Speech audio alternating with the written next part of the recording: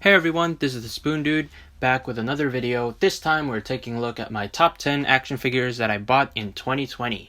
With a new year coming, I thought it would be appropriate to reflect on the last year and highlight the best action figures from that year. What you're looking at right now is not my top 10. These are, the honorable mentions, the ones that are good figures, but just got bumped off the list by figures that I think are better. But without further ado, let's get into the actual main list, starting with my 10th pick. Here is the SH Figuarts Star Wars Return of the Jedi Jedi Knight Luke Skywalker figure. Now, this is a really nice figure in my opinion. I really love the proportions on him, the matte finish of the bodysuit. Really like the head sculpt. I think that's one of the better Mark Hamill likenesses in this scale. I did customize it a little bit. I did repaint the hair here, adjusted the hip articulation, but I think even if I didn't, I would still like this figure, and I would still put it in the 10th place on the list. The thing about this figure is, though, I've included more accessories for its price. I would have appreciated some more hands, like a force using hand. He just comes with sort of relaxed hands, which work fine enough, but I would prefer, more sprawled out, or I don't know, some alternate pieces, like something to represent when his shirt kind of opens up a little bit, and you see that sort of white section of it, like it does in the movie. Something like that, I think, would have come a long way, and made this a more ultimate Luke Skywalker figure. But even as it is, I still really like it.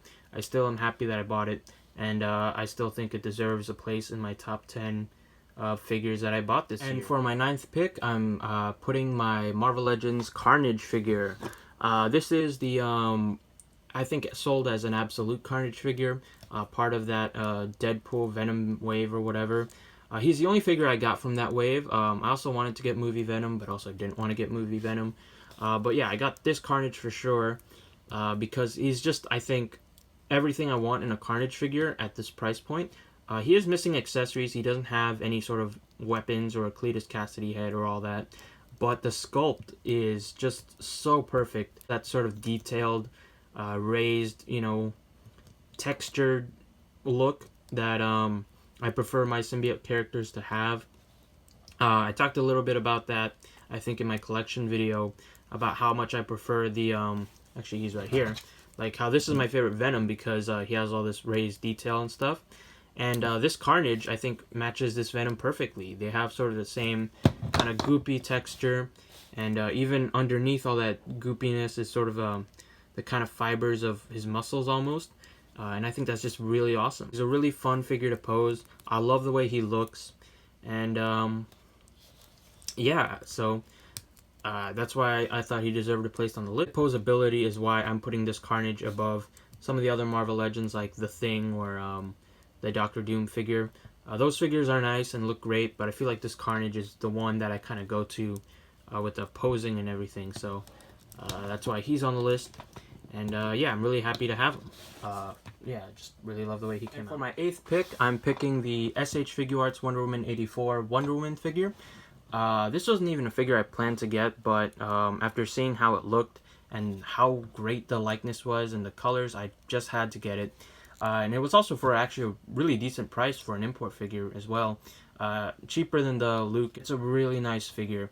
She comes with enough accessories, unlike the Luke one. Whereas with the Luke figure, I kind of felt like I could have used a bit more. This Wonder Woman figure, she doesn't come with a lot. But I feel like she has everything that I need from this version of Wonder Woman from this movie. No, she doesn't come with a sword or shield, but she didn't use those in the movie, so it's fine. And she has a lasso piece and a few alternate hands for some good poses. And she does come with a weird alternate face where she's just sort of looking off to the side. But I don't mind it so much. Like I said, the colors on this figure are awesome. I mean, it's like that in the movie, but it was, nicely translated into figure form. Like, look how shiny and bright that blue is. Yeah, it just looks really good to me. I love the metallic gold and everything. The red is nice and shimmery as well. And like I said, the likeness is just awesome. I think this is probably the best 6-inch scale Gal Gadot likeness. So there you go. So yeah, that's the Wonder Woman figure. So at number 7, I'm putting the Star Wars Black Series, the Mandalorian TV show Stormtrooper figure. These are awesome figures. I think the likeness to the Stormtrooper, design is perfect. I don't really see anything wrong with it. I think that's straight out of the movies and the TV show. Really awesome to have. I love the finish on the white parts. There's a slight glossiness to it that's awesome. I think all the white on him is molded except maybe the hands, but everywhere else it's molded and it looks really nice, really crisp. The articulation, if you count it, it's not like Marvel Legends articulation. He still has single jointed knees, single elbows, but as you can see in practice, when you pose him, it's not really a problem. And I really absolutely love the way they did the shoulder articulation, where this is sort of a separate piece, but that still moves with the shoulder. It can also move independently of the shoulder, but you can move it with the shoulder so that it doesn't look weird, like just sticking straight out or something. And then it doesn't get out of the way when you move the arm. So it's really well done. And then he also has butterfly joints that, unlike most other Black Series figures, these butterfly joints actually work really nicely, and it can make for some really awesome kind of blaster shooting poses like that. So I really love this Stormtrooper figure. They didn't come with this longer rifle. I think that's from a different one that I just gave to him. So I guess there's a complaint there. But aside from that, they're really awesome Stormtroopers, especially for 20 bucks. These are absolutely worth army building, which is really something I want to do. But anyways, that's number 7, the Stormtrooper. Number 6, just barely missing the top 5, is the Star Wars Black Series, the Mandalorian figure. This is a really nice figure that I find myself posing really often, even playing with more probably than some of the ones that are on my top 5. Part of that is just that I like the character, but it is a nice figure. There's some really good articulation here. The sculpt is pretty great. The proportions all pretty nice. There are a few things wrong with it. I feel like the silver could be a bit more shiny, although on camera it actually looks pretty great. But in person, it's a little bit duller than this. Obviously, I just have the sort of bright lights on it. It doesn't come with this cloth cape. He has a plastic one that just doesn't work with a jetpack, so that's annoying. I feel like if I made a better cape for him, I'd feel more comfortable putting this one higher on the list, but as is, it sits at number 6, which is still impressive though, since it beat out some other figures, and I still really like him. Like I said, I pose him quite a lot, and I actually just have him chilling on my desk, where I pose him all the time.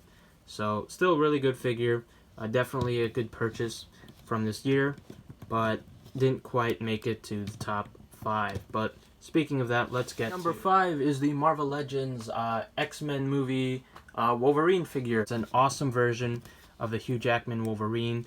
I love the sculpt. Now the face likeness could be better for sure, but it's still really serviceable, at least on this head. His alternate head I think looks probably a little bit more like him, but this one's more kind of fitting for, posing and everything. But anyways, this is a really nice figure. I love the sculpt work on him. The proportions look almost perfect. Like, that looks like a real dude, like a real buff dude, but a real dude. He has some nice accessories. He has alternate, bone claws, and like I said, an alternate head. He could have had more, but for the price point, it's still really good. And it's just a really nice figure. I love the way he looks, even just standing straight up and down. He looks really impressive. So yeah, that's the Wolverine figure.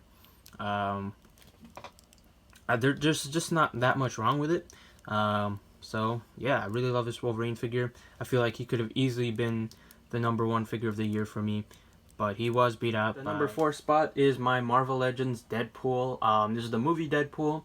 I think he's technically from Deadpool 2, I want to say, since he comes with a Deadpool 2 Negasonic Teenage Warhead, which, that fact is probably why I'm putting him at number 4 and not a bit higher, since you did have to buy him with another figure that wasn't that great, of a character that I'm not particularly fond of, so I wouldn't have been that excited to get a figure of her anyways. But this Deadpool figure is still really nice and still worth buying that set, I think. It's just a really nice sculpt. I love the way it looks just like the movie. Like, that head sculpt is perfect to me. He doesn't come with an unmasked head, but he does come up with a lot of other cool accessories. A bunch of alternate hands, a unicorn, that make it just fun to pose. There are other weird things about it, like the movie accurate guns were stuck in the holster. You had to heat them up to peel the glue off. You can actually even see a little bit of residue still on there from the glue. I don't know why Hasbro did that, but I'm just glad that they weren't molded to the piece. They are separate, so it's not that big a deal to try and remove them. And then I do think you could use more paint. I might try to go in with a black wash on the red parts so it's more movie accurate. But with all that being said, it's still a really nice figure. It's still super fun to pose. And I do think he is a better figure, or I prefer this as a figure over every other figure we've talked about so far. He's pretty comparable to the Wolverine, but I think the accessories and the posability on this one put him above the Wolverine here. So yeah, there's Deadpool. Really awesome figure, and yeah. So at number 3 is the Marvel Legends Retro Wave Spider-Man figure. Now, I had to get a Spider-Man figure on this list, and this is one of the most popular figures from this year, I would say. A lot of people seem to consider this their favorite figure of the year, and I don't blame them. It's a really nice figure. Probably the best Spider-Man, comic Spider-Man figure Hasbro has ever made. It's not perfect, though. I do have quite a few issues with it, a lot of which I address in my video review on it. So check that out on my channel if you want to know more. The way they did the head articulation is atrocious. And, he is missing some accessories and all that. But at the end of the day, it's a figure that I pose constantly. When I'm not posing him, he's sitting in my main Spider-Man versus villains display. And it's a really nice figure. I feel like objectively, if you consider all the flaws and stuff, he might not be as strong a figure as the Deadpool or Wolverine. But like I said, this one I'm always just posing. It's one that I just spent a lot of time with, that I couldn't not put him on the top 3. So there you go. That's the Marvel Legends Spider-Man from the Retro Wave. And at number 2 is the SH Figuarts Star Wars Return of the Jedi Darth Vader. Now, this is the one figure where I would say my modifications and customizing did play a factor into how high he got on the list. If I didn't customize it, he would probably be lower on the list, but still on the list. But obviously I did customize it, and it's my list, so I'm putting it at number 2. I love the sculpt of it is really good. The head sculpt, even without the additional paint I added, is still probably the best Darth Vader head sculpt at this scale, at least in my opinion. And I love the articulation on him.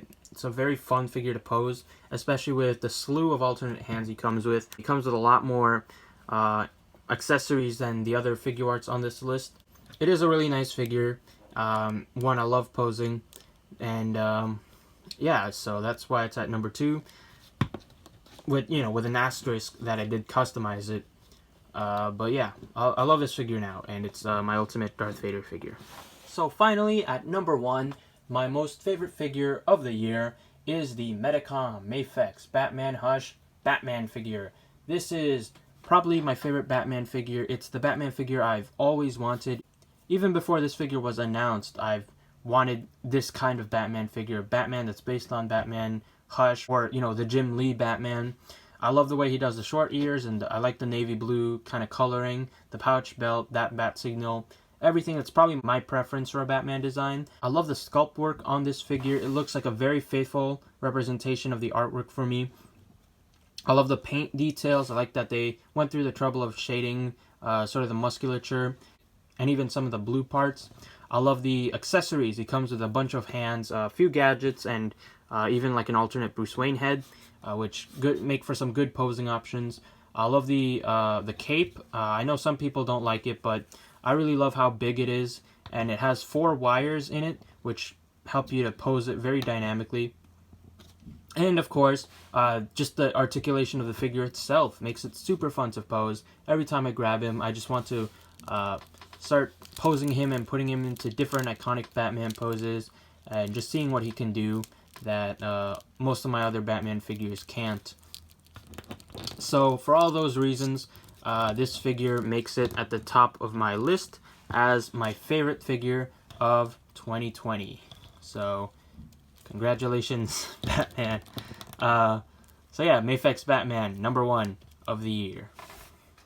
So here are all my top 10 action figures of the year put all together. Obviously, this is my own list based on my opinions and preferences. We all have our own, opinions and our own favorite figures. So let me know your favorite figures that you bought this year in the comments below. And of course, if you made it this far into the video, thank you so much for watching. And if you are subscribed already, thank you so much for subscribing. This year has been obviously very crazy, but when it comes to just my channel, this little corner on YouTube, I'm very happy of how much my channel has grown. This past year, it went to past 3,000 subscribers, which for me, that's quite a lot. Thank you guys so much. With all that being said, let's hope 2021 is a good year, or at least has some cool action figures to come out of it. And with that being said, I guess all that's left to say is I hope to see you on my next video, and Happy New Year.